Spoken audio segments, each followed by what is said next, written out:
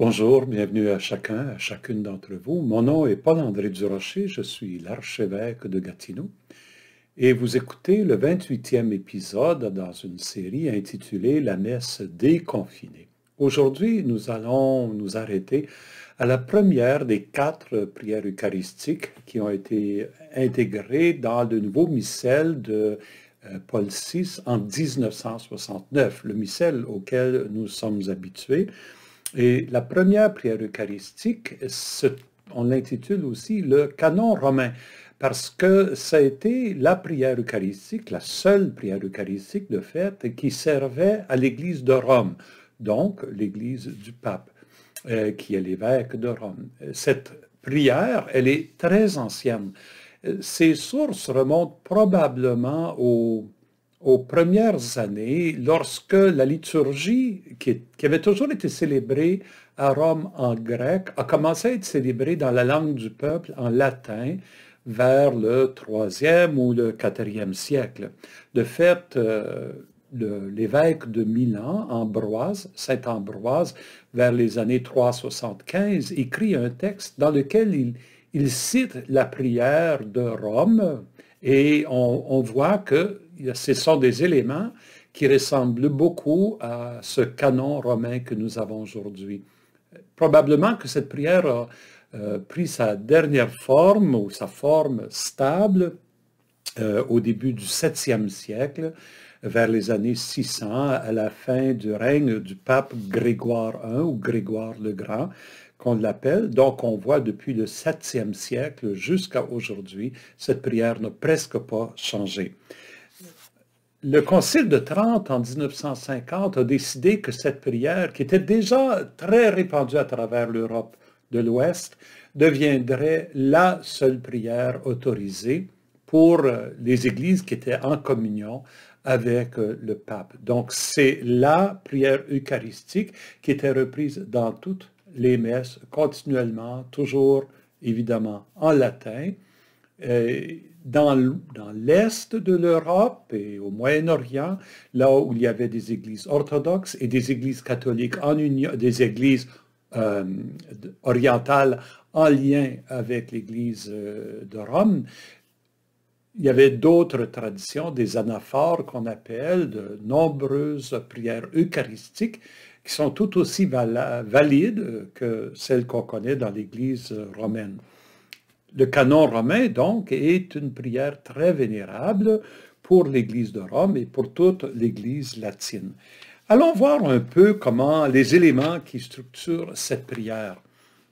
J'aimerais faire ressortir tout de suite un aspect qui est typique de cette prière, quand on va la comparer avec les autres, c'est qu'elle a des éléments avant et après le récit central où on raconte comment Jésus, le soir avant de mourir, prit du pain et du vin, rendit grâce, le donna à ses disciples. Le récit de l'institution, qu'on appelle souvent la consécration. Ce récit est central dans la prière eucharistique 1 et on va retrouver avant et après des éléments qui donnent une certaine symétrie à cette prière. Je commence en faisant remarquer que la préface, dans l'épisode 27, j'ai parlé des éléments qui sont communs à toutes les prières eucharistiques. J'ai parlé de la préface comme prière d'action de grâce. Dans la première prière eucharistique, il y a un écho de cette prière d'action de grâce à la toute fin. Lorsque le prêtre, en nommant Jésus, ajoute « C'est par lui que tu ne cesses de créer tous ces biens, que tu les bénis, leur donnes la vie, les sanctifies et nous en fais le don. » On rend grâce à Dieu pour son Fils Jésus, parce que c'est à travers lui que tout ce que nous avons dans ce monde nous vient. Et c'est cette dernière petite prière d'action de grâce qui va s'ouvrir sur la glorification de Dieu, la doxologie qu'on appelle, par lui, avec lui et en lui. Donc, on voit prière eucharistique, la préface, pardon, au début de la prière eucharistique et à la toute fin, ce petit écho d'action de grâce. Allons voir quels autres éléments nous trouvons. Nous trouvons plusieurs références dans cette prière eucharistique au fait que nous présentons des offrandes à Dieu et nous demandons à Dieu de les accepter. Ça revient 2 fois avant la consécration et une fois après. Donc, avant, au tout début, après la préface, quand le prêtre commence la longue prière, il dit, Père, nous te supplions d'accepter et de bénir ces offrandes. Donc, on te les présente, accepte-les. Et quelques paragraphes plus tard, il va se reprendre. Voici l'offrande que nous présentons. Dans ta bienveillance, accepte-la. Donc, ce mouvement-là de nous présentons Dieu, on lui demande de l'accepter. Et après la consécration, nous allons retrouver encore une fois une demande d'acceptation. Et là, c'est beau parce que la prière fait écho à 3 récits du premier livre de la Bible, le livre de la Genèse, où on voit Abel, Abraham et Melchisédek offrir des sacrifices que Dieu accepte. Donc on dit, et comme il t'a plu d'accueillir les présents d'Abel le juste, le sacrifice de notre père Abraham et celui qui t'offrit Melchisédek, regarde cette offrande avec amour et dans ta bienveillance, accepte-la. Donc on voit ces prières d'acceptation, on demande à Dieu d'accepter notre offrande avant et après la consécration. On va trouver des prières de demande au cœur de cette prière eucharistique-là. C'était typique des prières juives qu'on bénit Dieu, mais dans la bénédiction aussi, on demande à Dieu de nous bénir. Hein? Donc, on bénit Dieu et on demande que Dieu nous bénisse. Donc, des prières de demande. Et dans la première prière eucharistique, on va retrouver d'abord une prière de demande pour toute l'Église. Nous te présentons cette offrande avant tout pour ta sainte Église catholique. Et qu'est-ce qu'on demande à Dieu? On demande, accorde-lui la paix, protège-la, daigne la rassembler dans l'unité et la gouverner par toute la terre. Et on nomme en particulier le pape et l'évêque du lieu. En nommant le pape et l'évêque, nous sommes en train de dire que l'Eucharistie que nous célébrons, elle est célébrée en communion avec l'évêque, donc dans le diocèse, nous sommes en communion avec toutes les autres communautés qui célèbrent l'Eucharistie, mais à travers l'évêque, lui est en union avec l'évêque de Rome, le pape, donc nous sommes en union avec le pape et à travers le pape avec toutes les églises du monde entier. Alors, en les nommant, nous exprimons notre communion.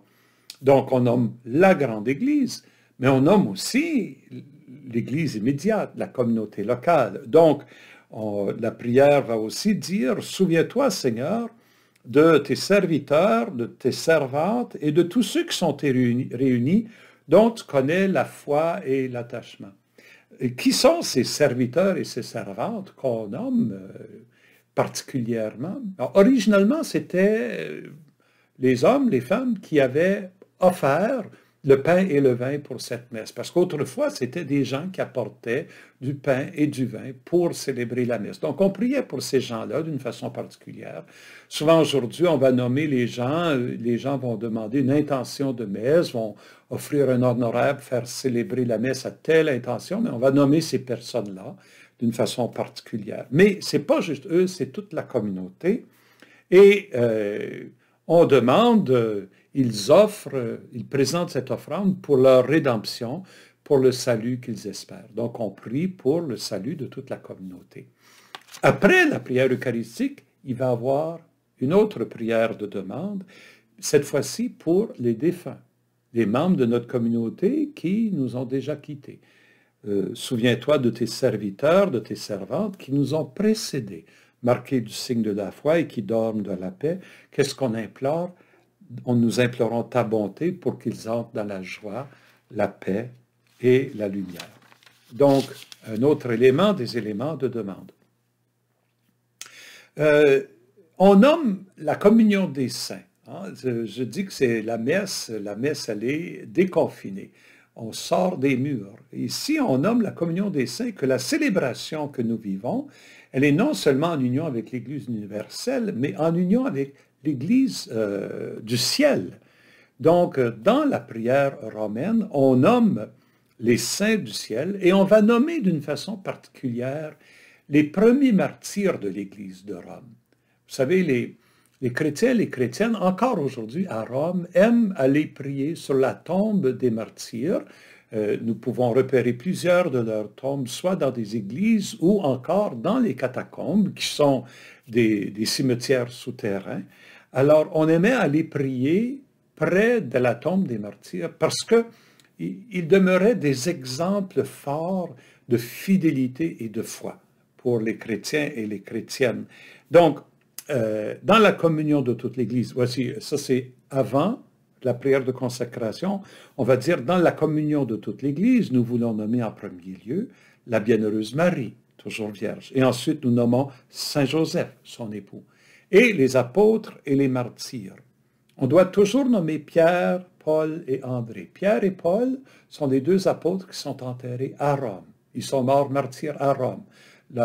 Quand les évêques du monde, nous nous rendons à Rome, nous allons pour prier sur la tombe de Pierre à Saint-Pierre de Rome et la tombe de Paul à Saint-Paul hors les murs, deux grandes basiliques construites par-dessus leur tombeau.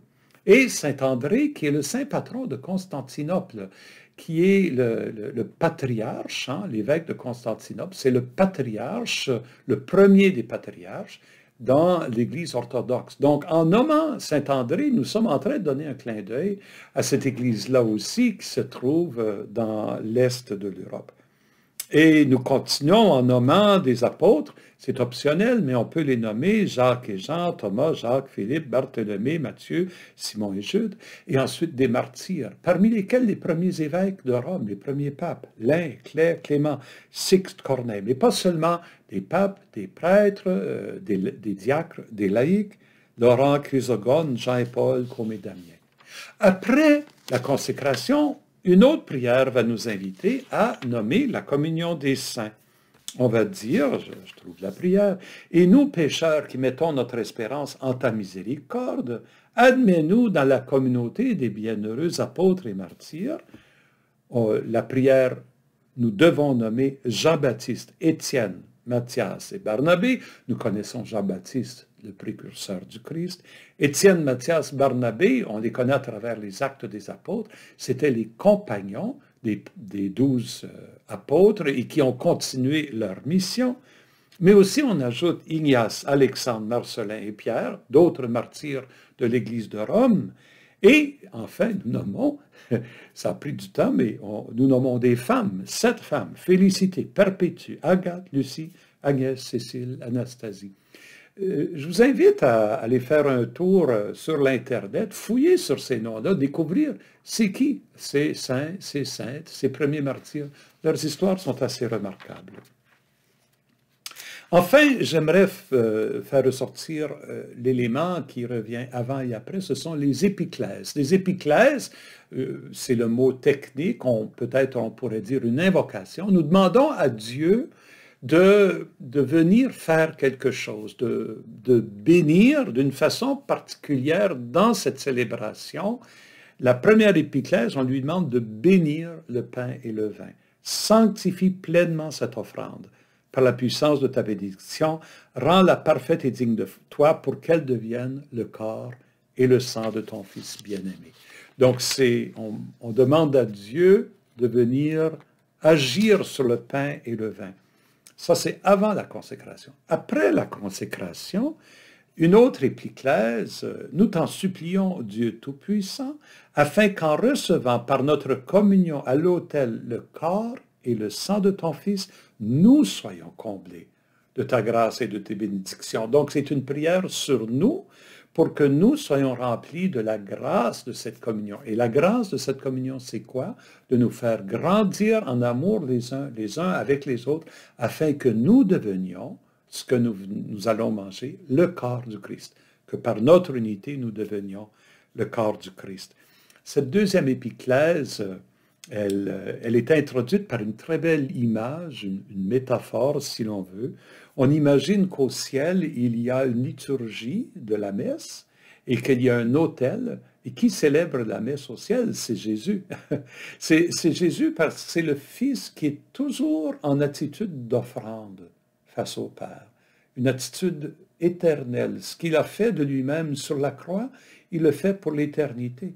Donc, on demande que notre offrande ici sur l'autel soit liée à l'offrande du Christ, pour que ce qui se passe au ciel se réalise ici. Il y a comme, on demande au Seigneur de faire en sorte que ce que nous vivons ici maintenant soit lié à ce qui se passe dans l'éternité. Nous t'en supplions, Seigneur, que notre offrande soit portée par ton ange en présence de ta gloire sur ton autel céleste, afin qu'en recevant à l'autel le corps et le sang de ton Fils, nous soyons comblés de ta grâce et de tes bénédictions, cette épiclèse. Dernier élément à noter, dans la prière eucharistique, tout de suite après la grande acclamation, l'acclamation d'anamnèse qu'on appelle, qui suit la consécration, quand le prêtre dit, par exemple, « Proclamons le mystère de la foi », et que nous, toute l'assemblée répond gloire à toi qui étais mort, gloire à toi qui es vivant, notre Sauveur et notre Dieu, viens Seigneur Jésus. Je l'ai déjà dit dans l'épisode 27, c'est le résumé de notre foi. Le prêtre, quand il va reprendre la prière tout de suite après, il continue, on pourrait dire, l'acclamation de toute l'assemblée dans ces mots à lui.